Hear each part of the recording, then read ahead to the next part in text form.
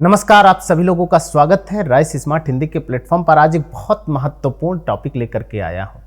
अक्सर बच्चे बहुत परेशान होते हैं, वर्तमान काल क्या है, भविष्य काल क्या है, भूतकाल क्या है, और दरअसल काल आता कहां से है। जब कोई शब्द किसी वाक्य का अंग बन करके आता है तो उसे पद कहते हैं। और पद हमने दो प्रकार का पढ़ा था, विकारी पद और अविकारी पद। जिसमें लिंग वचन कारक काल आदि का परिवर्तन कर सकते हैं उसे विकारी पद कहते हैं, और जिसमें परिवर्तन नहीं कर सकते उसे अविकारी पद कहते हैं। अब आइए देखिए, आपके पास काल है, आप लोग सेंटेंस वाक्य पढ़ते हैं। जब भी आप कोई वाक्य बोलते हैं, पढ़ते हैं, तो वह वाक्य तीन रूप में लिखा होता है। या तो वो वर्तमान काल में लिखा होगा, या तो भूतकाल के लिए लिखा गया होगा, या तो भविष्य काल के लिखा गया होगा। तो जब भी आप संज्ञा का परिवर्तन पढ़ते हैं, संज्ञा में लिंग वचन और काल तीन परिवर्तन हमेशा हमें दिखाई देते हैं, या इसे हम जो है सामान्य रूप से संज्ञा के तीन तत्व कहते हैं। जब भी कोई संज्ञा शब्द आएगा तो संज्ञा शब्द में उस काल खंड की विशेष जानकारी आपको मिलती है। तो ऐसी परिस्थिति में आज का जो टॉपिक है आपको सिखाने वाला हूं, क्या क्या होता है, कौन कौन से काल होते हैं, उसकी परिभाषा क्या है, भेद क्या है और उदाहरण क्या है। तो आप राइस स्मार्ट के साथ बने रहिए। देखिए, काल को सामान्य रूप से क्या कहते हैं, क्रिया के जिस रूप से है ना, जिस रूप से यह पता चले कि क्रिया का जो समय है, काल करने का जो समय है ना, समय आने वाले समय में या बीते वाले समय में है ना हुआ, उसे काल कहते हैं। तो काल क्या कहते हैं, क्रिया के जिस रूप से यह पता चले कि क्रिया किस समय हो रही है उसे काल कहते हैं। पक्की बात है। अब काल तीन प्रकार के होते हैं। देखिए भाई, एक वर्तमान काल होता है, एक भूतकाल होता है, और तीसरा क्या होता है, भविष्य काल होता है। वर्तमान, भूत, भविष्य, आप तीन तरह के वाक्य प्रयोग करते हैं। या तो वाक्य वर्तमान काल के होंगे, या तो काल भूतकाल के होंगे, या तो भविष्य काल के होंगे। पक्की बात है। और ये संज्ञा के परिवर्तित रूपों में से एक है। जिस तरह हमने लिंग की पहचान की थी, एक वचन और बहुवचन की बात की थी, स्त्री और पुरुष की बात की थी, ठीक उसी प्रकार क्रिया के समय का जिससे बोध होता है उसे हम क्या कहते हैं, काल कहते हैं। काल को तीन भागों में बांटते हैं। पहला है वर्तमान काल। अब देखिए, क्रिया के जिस रूप से यह पता चले कि कार्य अभी वर्तमान समय में हो रहा है उसे आप क्या कहते हैं, वर्तमान काल कहते हैं। तो जिससे ये पता चले कि कार्य हो रहा है, ऐसे वाक्यों को आप वर्तमान काल के अंतर्गत रखते हैं। और वर्तमान काल के मुख्य रूप से कितने भेद हैं भाई, चार भेद हैं। कौन कौन सा है, सामान्य वर्तमान काल, तात्कालिक वर्तमान काल, संदिग्ध वर्तमान काल और पूर्ण वर्तमान काल कहते हैं। तो वर्तमान काल के कितने भेद हो गए, आपको याद होना चाहिए, चार भेद होते हैं। और ये परीक्षा में जरूर पूछता है। पहला है सामान्य वर्तमान काल। सामान्य वर्तमान काल जो क्रिया वर्तमान में सामान्य रूप से होती है तथा जिसमें रोजमर्रा के काम, आदतें, दिनचर्या आदि आते हैं, वहां सामान्य वर्तमान काल होता है। पक्की बात है। जैसे इसके अंत में, इस तरह के वाक्यों के अंत में ता है, ती है, ते हैं इत्यादि शब्द आते हैं। जैसे मैं उसकी सहायता करता हूं, तो यहां करता हूं से क्या पता चल रहा है कि क्रिया वर्तमान समय में हो रही, सहायता अभी चल रही है। राहुल रोज सुबह अखबार पढ़ता है, तो पढ़ता है, ता है, ती है, ते हैं। यदि किसी वाक्य के अंत में आता है तो उसे आप क्या कहते हैं, वर्तमान काल कहते हैं। यह इसकी पहचान के नियम हो गए। किसी भी वाक्य के अंत में यदि ता है, ती है, ते है आता है तो उसे क्या कहते हैं, क्रिया का सामान्य वर्तमान काल कहते हैं। तो अब से आप सारे वाक्यों को पहचान जाएंगे, मुझे ऐसा भरोसा है। चलिए दूसरा देखते हैं, तात्कालिक वर्तमान काल। तो वर्तमान काल का जो दूसरा सबसे प्रमुख भेद है वो है तात्कालिक। जो क्रिया ये बताती है कि कार्य वर्तमान समय में लगातार हो रहा है, वर्तमान समय में लगातार कार्य हो रहा है, वहां तात्कालिक वर्तमान काल होता है। इसे अपूर्ण वर्तमान काल भी होता है। इसके अंत में रहा है, रही है, रहे हैं, रहा है, रही है, रहे हैं, इसे क्या कहते हैं, तात्कालिक वर्तमान काल कहते हैं। रहा है, रही है, रहे हैं। जैसे गली में बच्चे खेल रहे हैं, गली में बच्चे खेल रहे हैं, पक्की बात है, गली में बच्चे खेल रहे हैं। दूसरा है सुमन आजकल स्कूल नहीं जा रही है। नहीं जा रही है वाक्य से पता चल गया कि यह तात्कालिक वर्तमान काल है। ठीक बात है। तो वर्तमान काल के दो भेद आपको याद हो, काल के तीन भेद हैं, वर्तमान, भूत और भविष्य। वर्तमान की बात कर रहे हैं हम लोग। वर्तमान का जो तीसरा भेद है उसे संदिग्ध वर्तमान काल कहते हैं। संदिग्ध मतलब जो कार्य हो रहा है, कार्य के होने की संदेह है कि कार्य हो भी रहा है या नहीं हो रहा है, वहां संदिग्ध मतलब किसी कार्य हो रहा है कोई कार्य या नहीं हो रहा है, यदि इसका बोध कोई वाक्य करा रहा है तो उसे हम क्या कहेंगे? संदिग्ध वर्तमान काल कहेंगे। और इस वाक्य को पहचानने के लिए रहा होगा, रहे होंगे, रही होगी इत्यादि शब्द आते हैं। तीसरा शब्द रहा होगा, रहे होंगे, रही होगी आदि शब्द लगे होते हैं। जैसे चपरासी पहरा दे रहा होगा। अब निश्चित नहीं है कि चपरासी जो है पहरा दे रहा है। अब देखिए दिव्यांशी घर जा रही होगी। अब पता नहीं है कि दिव्यांशी घर जा रही है कि नहीं जा रही है। जहां पे इन वाक्यों की जानकारी मिलता है उसे संदिग्ध वर्तमान काल कहते हैं। तो संदिग्ध जो हो स्थिति हो उसमें हम किसको कहते हैं? संदिग्ध वर्तमान काल। और इसका रहा होगा, रहे होंगे, रही होगी इत्यादि शब्दों से इसको हम पहचान सकते हैं। इसे लिख करके आप याद कर लो। वर्तमान काल का जो चौथा भाग है उसे आप पूर्ण वर्तमान काल कहते हैं। क्रिया के जिस रूप से यह पता चले कि कार्य अभी अभी पूरा हुआ है वहां पूर्ण वर्तमान काल होता है। इसे आसन्न भूतकाल भी कहते हैं। क्या कहते हैं? आसन्न भूतकाल भी कहते हैं। जैसे मधु ने खाना बनाया है। मधु ने खाना बनाया है, पक्की बात है। वर्तमान काल के चारों भेद आपको याद हो गए होंगे, मुझे ऐसा विश्वास है। चलिए भूतकाल को पढ़ते हैं। जो अगला कालखंड है वो क्या है? भूतकाल है।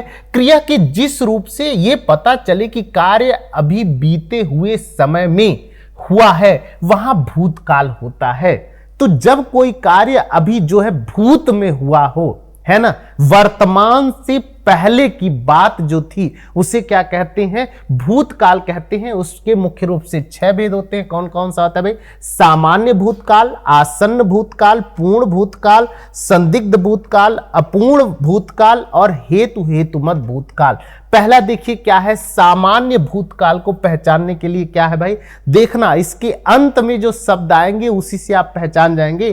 क्रिया के जिस रूप से यह पता चले कि कार्य बीते हुए समय में अभी हुआ है किंतु कार्य करते हुए कितना समय हुआ, यदि इसका पता नहीं चलता है तो वहां सामान्य भूतकाल होता है।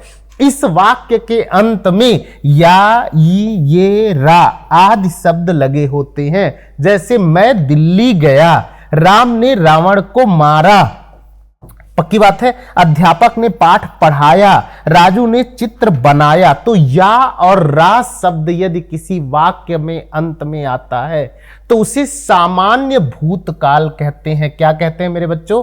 सामान्य भूतकाल कहते हैं। चलिए दूसरा देखते हैं, आसन्न भूतकाल किसे कहते हैं? क्रिया के जिस रूप से यह पता चले कि कार्य अभी अभी पूर्ण हुआ है वह आसन्न भूतकाल होता है। इसे पूर्ण वर्तमान काल भी कहते हैं। इसके अंत में या है, ये है, ये है इत्यादि शब्द आते हैं। जैसे मां ने खाना बनाया है, मां ने खाना बनाया है, इससे पहचान सकते हैं। अध्यापक ने पाठ पढ़ाया है, तो यहां या है, ये है और ये है। इस तरह के वाक्य जब भी किसी वाक्य में आएंगे तो उसे आसन्न भूतकाल कहते हैं। नेक्स्ट है पूर्ण भूतकाल। क्रिया के जिस रूप से यह पता चले कि कार्य को पूर्ण बहुत अधिक समय हो गया है वहां पूर्ण भूतकाल होता है। इसके लिए क्या था?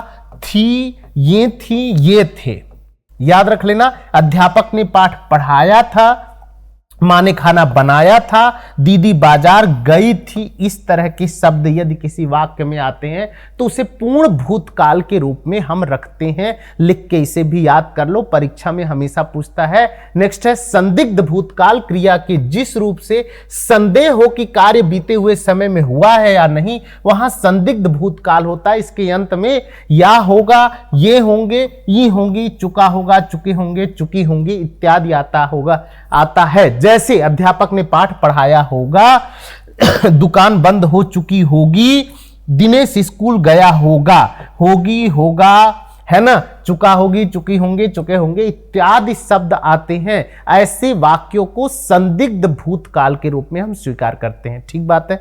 चलो अगला बढ़ते हैं भाई। अपूर्ण भूतकाल किसे कहते हैं भाई? देखो परीक्षा में आपके पूछ लेता है, क्रिया के जिस रूप से यह पता चले कि कार्य बीते हुए समय में तो हो रहा था, अभी समाप्त हुआ है या नहीं, इसका कोई पता यदि नहीं होता है तो वह वाक्य अपूर्ण भूतकाल होता है। इसके अंत में रहा था, रहे थे और रही थी इत्यादि शब्द लगे होते हैं। यहां भवन का निर्माण कार्य चल रहा था, यहां भवन का निर्माण कार्य चल रहा था। अध्यापक पढ़ा रहे थे, मां मंदिर जा रही थी। यदि इस तरह का वाक्य आता है तो उसे अपूर्ण भूतकाल की श्रेणी में रखा जाता है। लिख के याद कर लो। चलो अगला है हेतुमत भूतकाल, क्रिया के जिस रूप से यह पता चले कि बीते हुए समय में कार्य किसी कार्य का होना या नहीं होना किसी दूसरी क्रिया पर निर्भर होता है।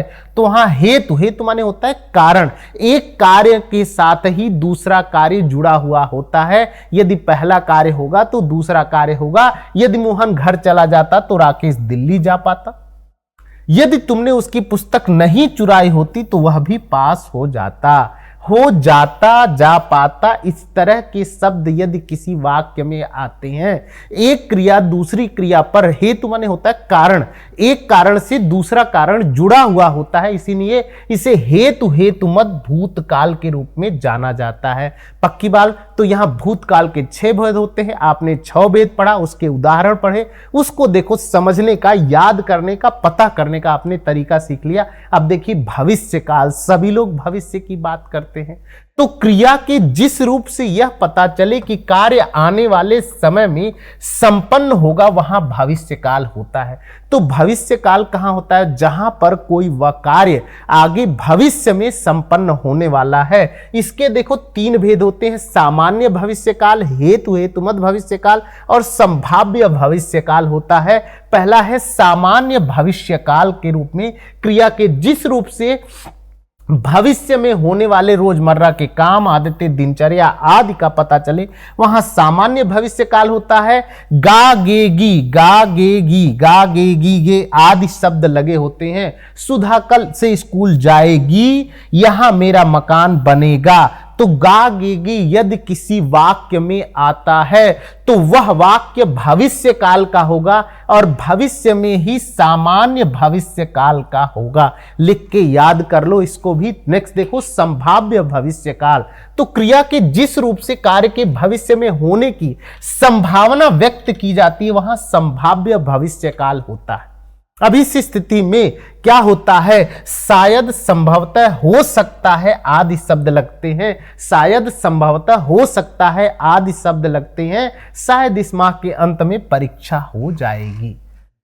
शायद इस माह के अंत में परीक्षा हो जाए। संभवतः शाम तक वर्षा हो जाए। संभवतः, निश्चित नहीं है कि वर्षा होगी कि नहीं होगी, भविष्य काल की बात है, संभाव्य भविष्य काल की बात है। संभवतः शाम तक वर्षा हो जाएगी। लिख लो इसको, उदाहरण बहुत अच्छे हैं। नेक्स्ट है भविष्य काल का तीसरा जो है हेतुमत भविष्य काल। क्रिया के जिस रूप से यह पता चले कि भविष्य में किसी कार्य का होना या नहीं होना किसी दूसरी क्रिया पर निर्भर या नहीं निर्भर होने पर करता है, उसे हेतुमत भविष्य काल कहते हैं।